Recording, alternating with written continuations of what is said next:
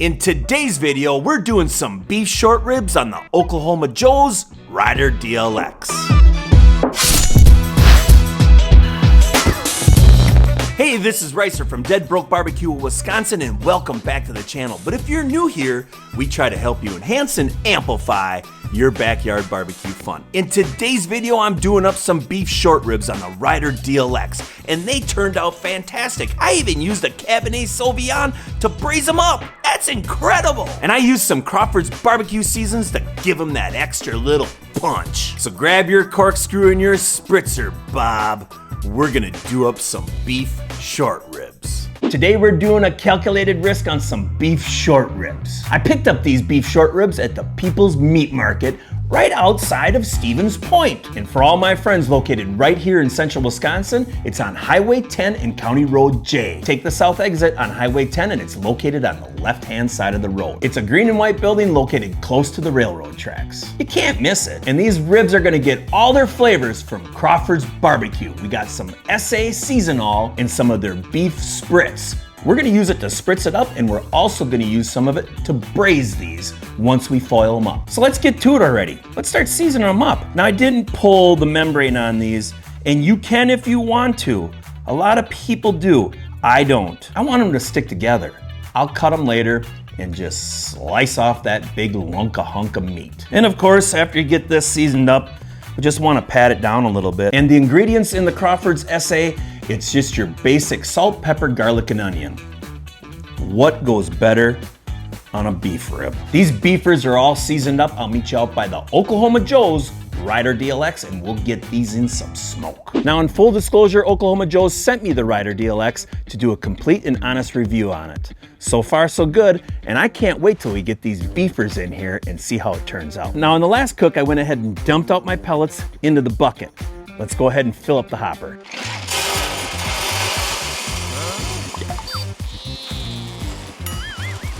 Now obviously we're gonna have to add a few more pellets to this cook. Every time you're checking your meat, you should check that hopper to make sure you don't have any jam ups, pile ups, or you're actually running out of pellets during the cook. Turn the power on, and we're gonna go right to 250 degrees.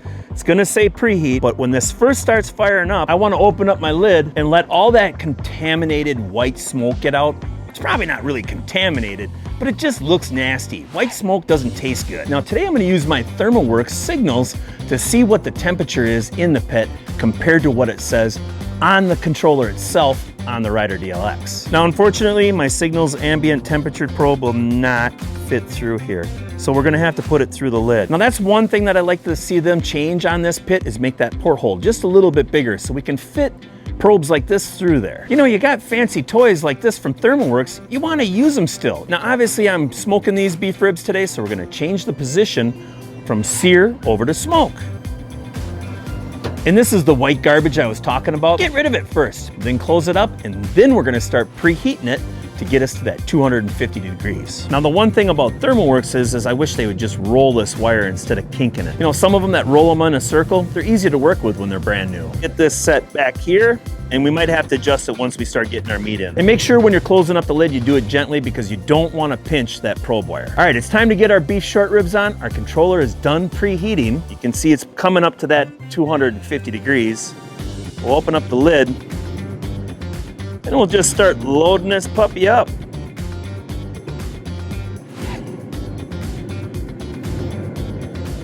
Just a little bit. All right, close up the lid and set a timer for 1 hour. Then we're gonna come out and just check to see if we're gonna start spritzing them or not. If they're looking nice and moist, we don't have to add any, but we do wanna add a little bit because this is gonna add a little bit more beefy flavor. All right, our 1 hour timer went off. Let's go ahead and check out these beef short ribs. All right, so they're looking like this right-hand side is cooking a little warmer, and from what my signal says, they are.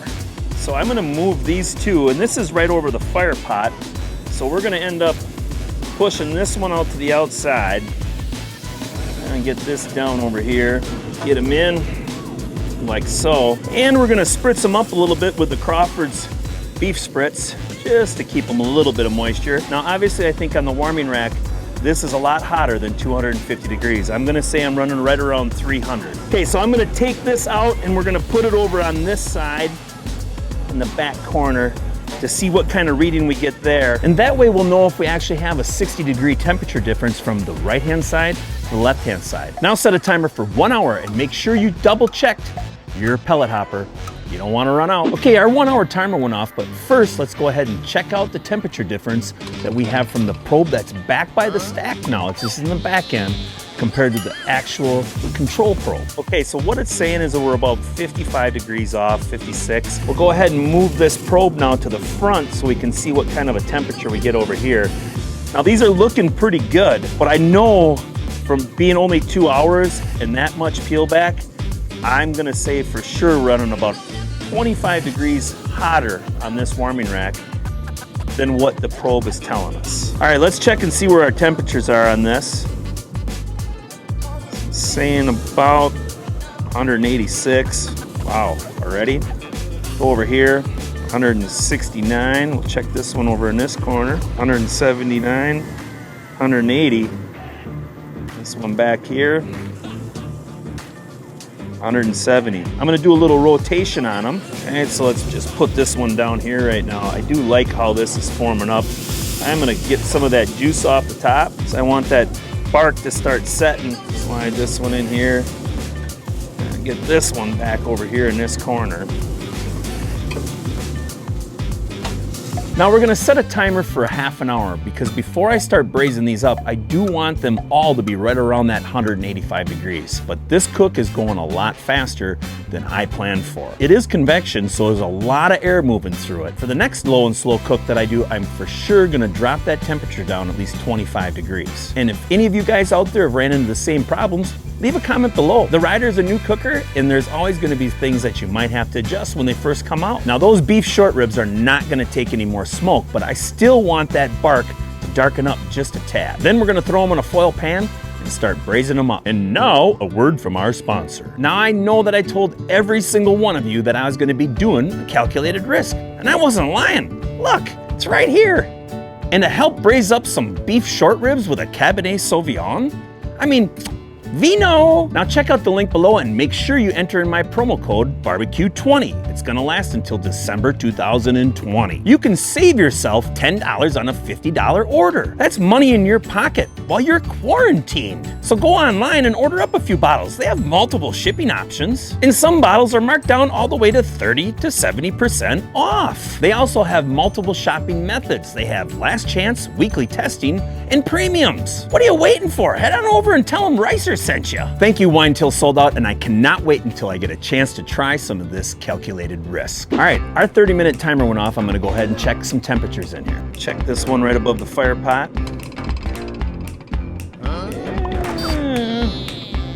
183-ish.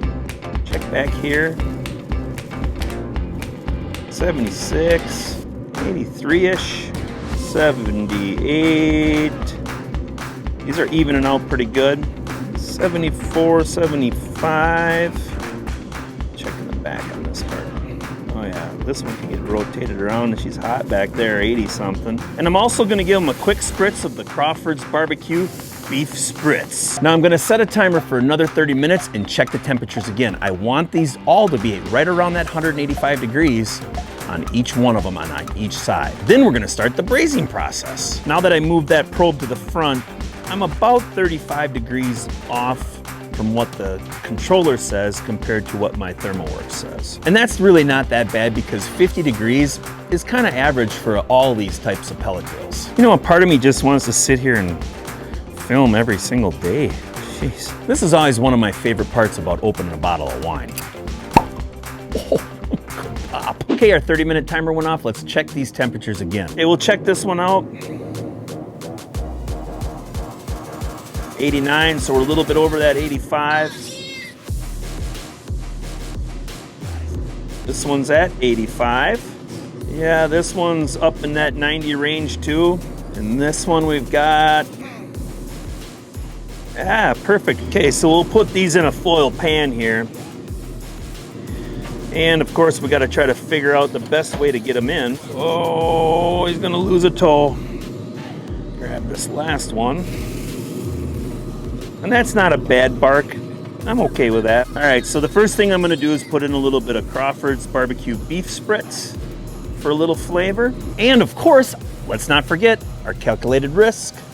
And we're just gonna dump some of this beautiful Cabernet Sauvignon. I think that's about it. Put about a half a cup in there. It really does have a really rich smelling flavor. I can't wait till I taste some of it. Get our aluminum foil over the top of these and just get her nice and airtight. And then we're gonna go ahead and put it right back on top of this warming shelf. And for fun, I might as well just put this in here and check that temperature on that grate. Okay, so now I'm gonna set another timer for 30 minutes and then I'm gonna start checking for probe tenderness. Now a couple of them are feeling pretty loosey-goosey and I like that, but the other two, they're still a little stiffer. So I'm gonna set a timer for 30 minutes and just check them. Oh my God, am I thirsty.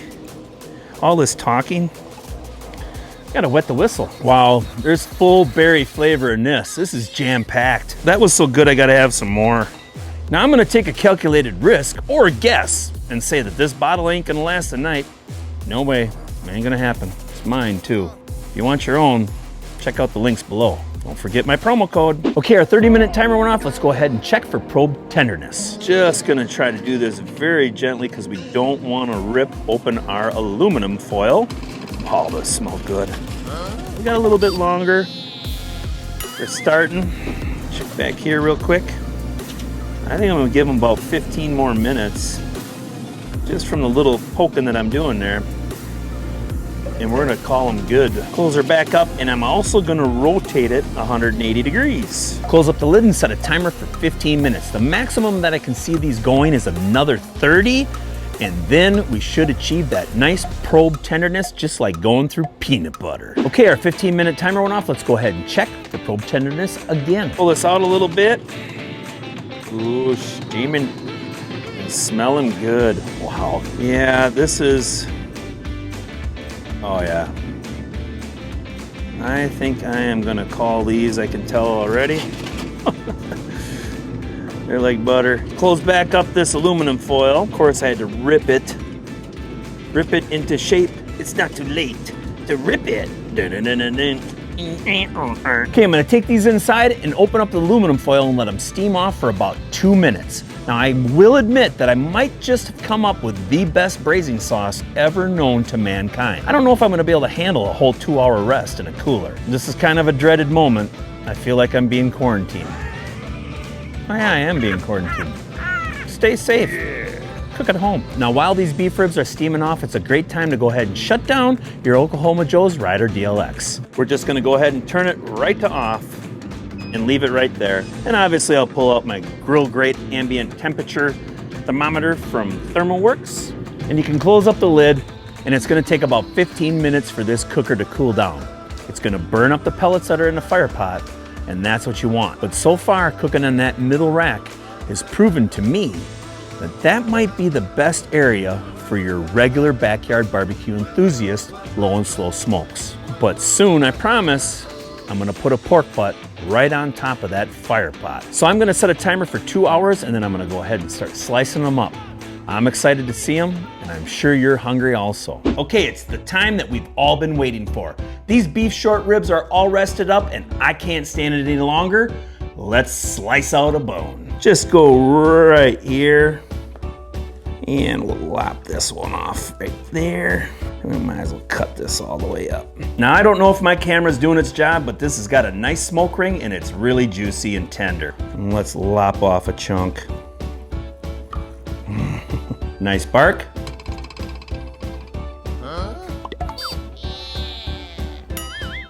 Wow. Okay, just one little chunk isn't enough. Now I can taste the Crawford's Barbecue SA rub for sure. And I swear I can taste some of that Cabernet Sauvignon. I'm not even letting this go to waste. There's no way. Scrape it right off that membrane. Now the only thing that I would do different in this cook is turn the Oklahoma Joe's Rider DLX down to 225 degrees and cook these just a little bit slower. But we still got a good smoke ring and certainly it is juicy and tender. What an awesome triple threat this ended up to be. I'm very happy. Thank you, Wine Till Sold Out. Thank you, Oklahoma Joe's. And thank you, Brian Crawford from Crawford's Barbecue. I really appreciate all three of you for helping me out with this cook. Now let's do the official taste test. That's a good pairing. That's a really good pairing. If you like this video, give it a thumbs up and become a subscriber. Turn on that notification bell because face it, you don't want to miss my next video, especially my bloopers. I appreciate you watching, and we'll see you in the next video.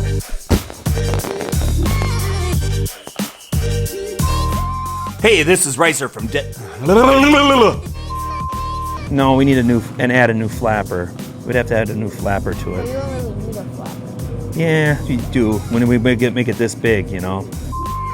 We don't use a piece of cardboard or plastic on a cooker. No. Oh boy, I'm getting spots on my lens.